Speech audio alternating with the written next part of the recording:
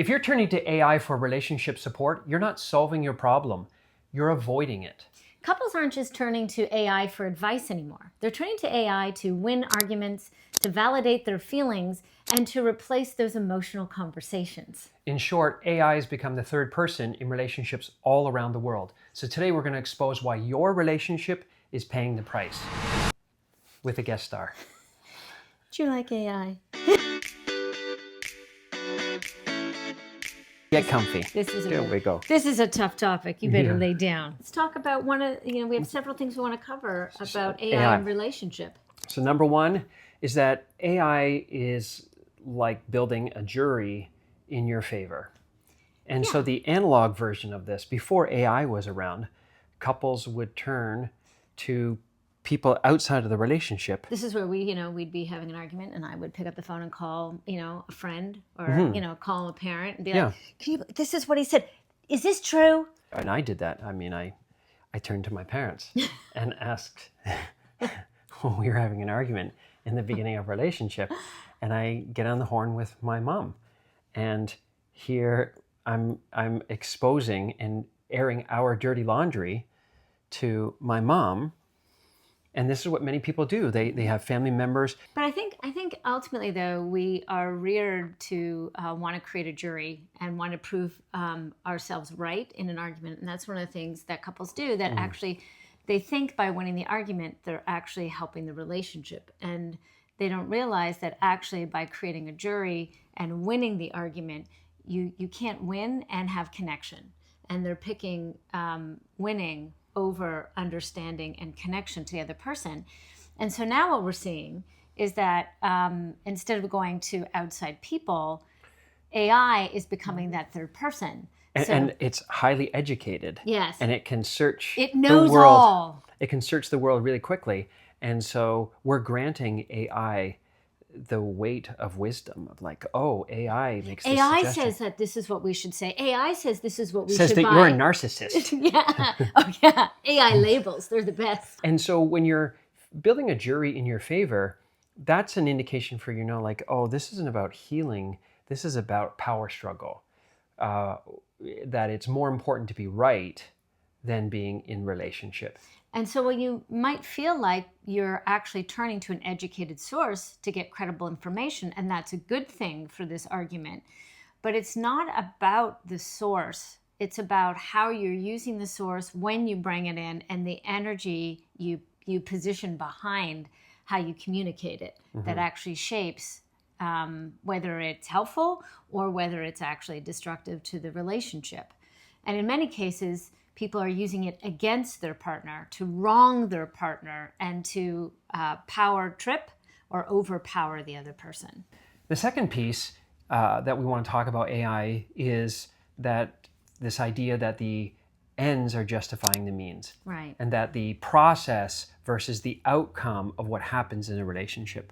So AI is a tool, it gives you information, but aside from using the tool, it's how the tool is used, whether we're using it together or going our separate ways on separate devices and doing our own individual research. Right. If I basically sort of turn my back on you, whether it's literally in the moment, I turn my back and take out my phone, or we break from our argument and I go run off to my computer and I start, putting into AI and chat all the different things I'm looking for.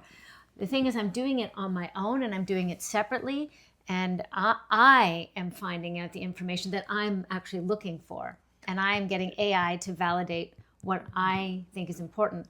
And what isn't happening is that I turn toward, so I'm turning away from you rather than what successful couples do. And this is actually part of Gottman's research, is that couples turn toward each other and say, can we look this up on AI together? Why don't we get an answer to this together? What are your prompts? What are my prompts? Let's really break this down and let's see if we can get outside information to help us versus outside information to help me. Yeah. So the Gottman statistic is masters of relationship turn towards each other about 86% of the time, and the disasters of the relationship turn towards each other only about a third of the time.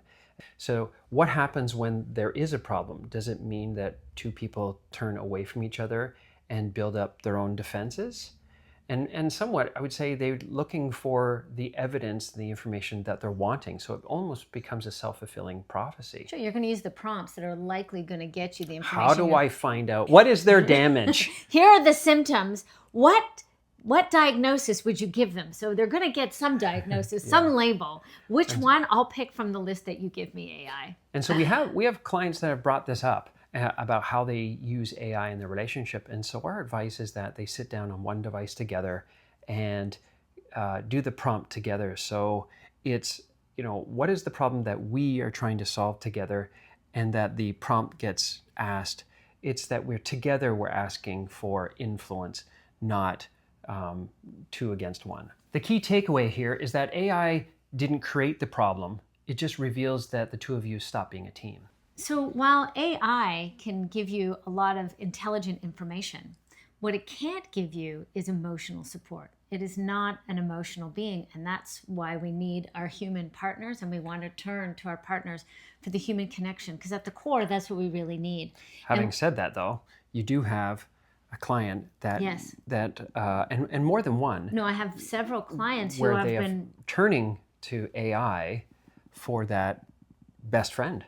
And because one of the things that I've heard numerous times is that they're going to AI because they don't feel like they can turn to their partner, particularly in conversations or areas of their life where they're feeling extra vulnerability. So anything where they feel particularly vulnerable or insecure, they're turning to AI for support. And one of the things I hear often is that what they love about AI is AI is so positive. It always says, "What a great question. How good of you to ask. That was so wise of you to consider this." And so it's built into AI. And so what it reveals, though, is how much as humans we really crave that kind of attunement, that kind of attention, that compassionate, supportive response. And AI can give you a facsimile, a carbon copy of it, because in the written word, it will say all the nice words, or even if you're listening to it, it sounds supportive and all that. So you're getting the semblance of connection. But it won't, it's more like a hollow connection. Over time, it'll never actually be fully fulfilling like you have when you have your partner or another human being, an important human being in your life who really can turn and takes by choice their time and attention to get you, to understand you, and to be there for you. Yeah. AI will never give you that. The key takeaway here is that if you're turning to AI for emotional support, that's not an AI success story. That's a relationship SOS moment. We're just going to pause for a second here because Bodhi wants you to know that you don't have to do life or relationships on your own. That's right. He wants you to know that inside our Join Now community on School, we're having real conversations with real people about real relational issues. No bots, no algorithms, just real human beings having conversations about the messiness of life and relationships. So link is below.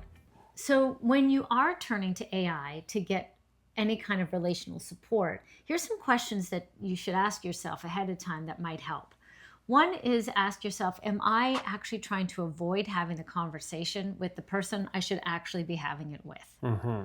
The second is, am I looking to get validated for the same position that I'm holding?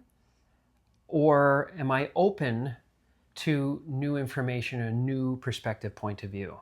And something else to ask is, am I willing to have this conversation with my partner? To do the research with your partner right now, in the moment, together, like do the prompt together, yes. Sit together. If not, then that's a clue that it's avoiding, it's building up a jury again. And that perhaps your relationship needs some attention of a different kind.